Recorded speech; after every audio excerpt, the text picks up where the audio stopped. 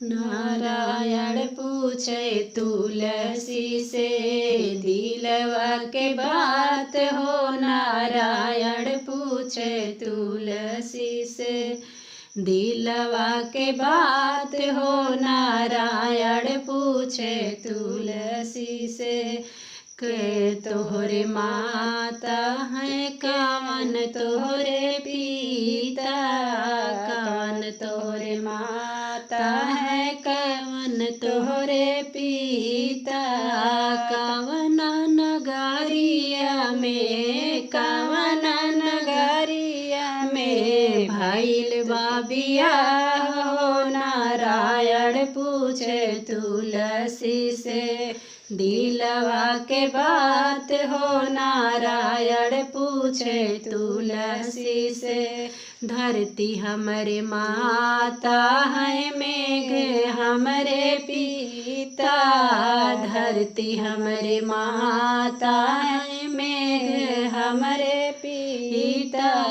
गोकुला नगरिया में गोकुला नगरिया में भइल बा बियाह हो। नारायण पूछे तुलसी से दिलवा के बात हो। नारायण पूछे तुलसी से कहवा तोहरे नाई हर तुलसी कहवा तोहरे सासुर। कहवा तोहरे नाई तुलसी कहवा तोहरे सासुर।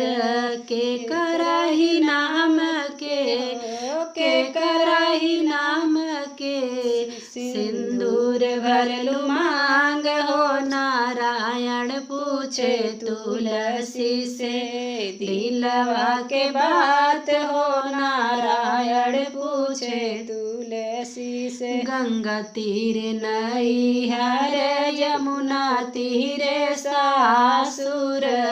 गंगा तीर नैहर यमुना तीरे सासुर।